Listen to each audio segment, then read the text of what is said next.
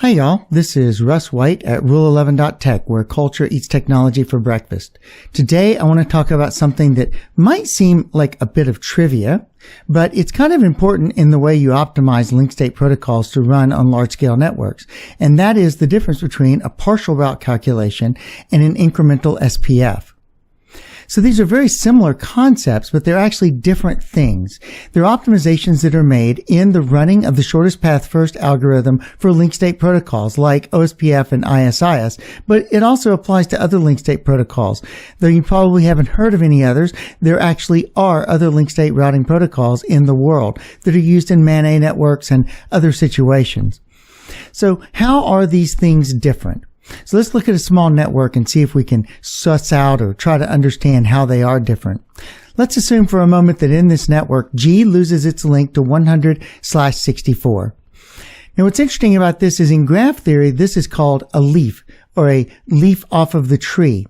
There is no node reachability that is impacted by the loss of this G to 100/64 link down there on the bottom of the network. Therefore, there really is not any reason to run a shortest path first calculation. None of the tree itself is actually changing when this link fails. All that is actually changing is reachability to a leaf node. Since reachability is changed and not the tree itself, there's no particular reason to run SPF.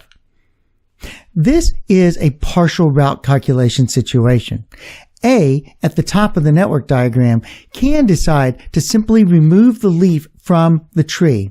So in other words, it can just lop off the 100/64 network as a reachable destination, and it can simply not run SPF. So this is what's called a partial.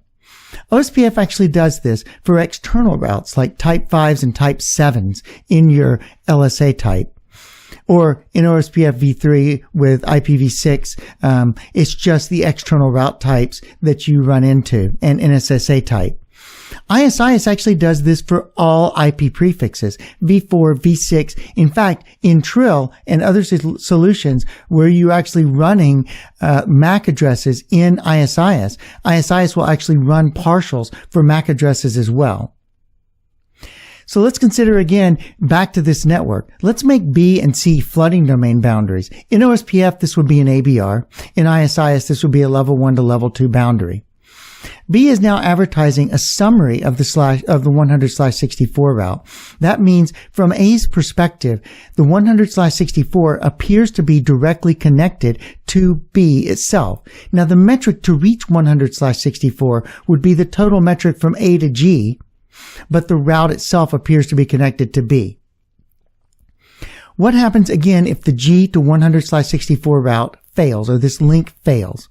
Should A run SPF? Again, it should not. This is again a leaf node. Now it's a leaf node in a different part of the tree from A's perspective. The leaf node is now connected to B rather than G, but that's okay. It's still a leaf node. Now in this case, OSPF and ISIS, neither one will run a full SPF. Instead, they would both run a partial route calculation. So why is this change of behavior for OSPF in there?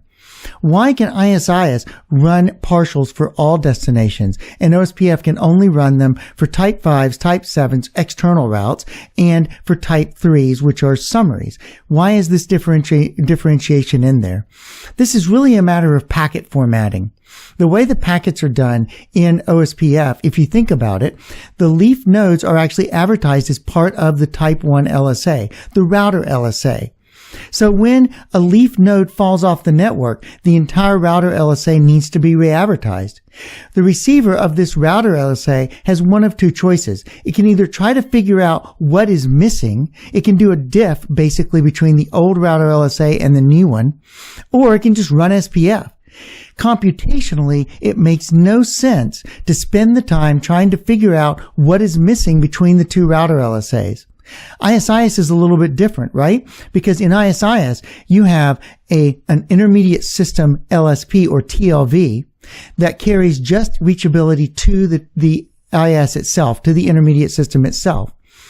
All the leaf nodes are actually reachability information that are carried separately. So it's much easier to discover what is missing or what is changed in the leaf nodes in ISIS than it is in OSPF.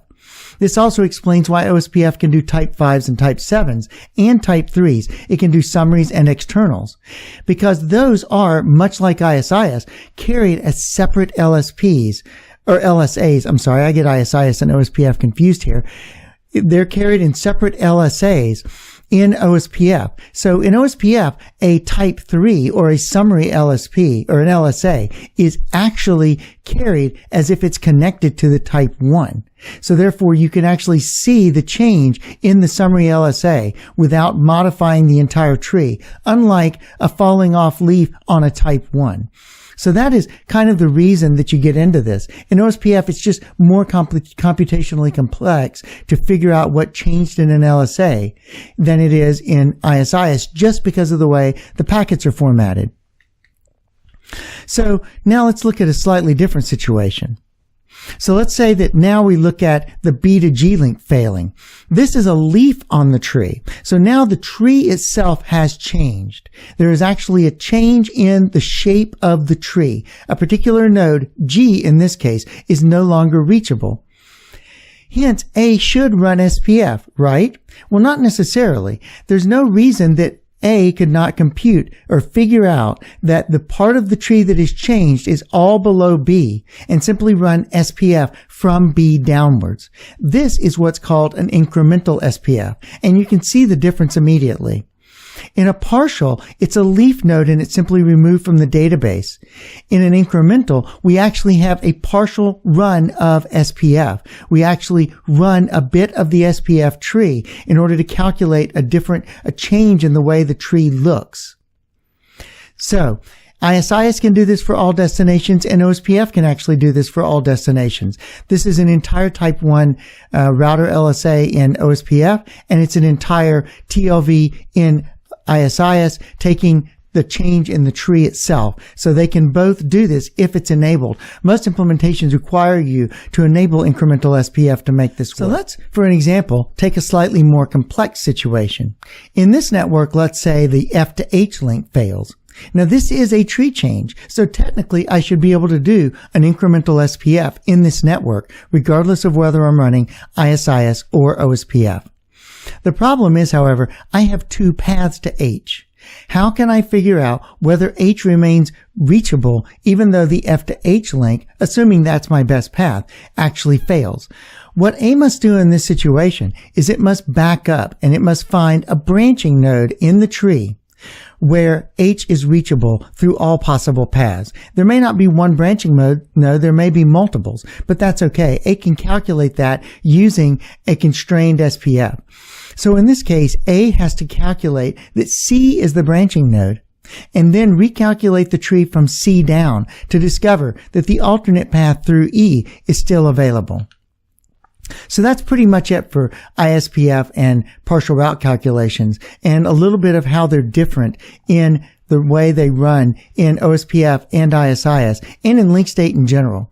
Hopefully that's helpful for those of you out there who've never encountered this or didn't really understand the difference between ISPF and PRC calculations. That's it for this week, and hopefully I'll have another video next week. Thanks.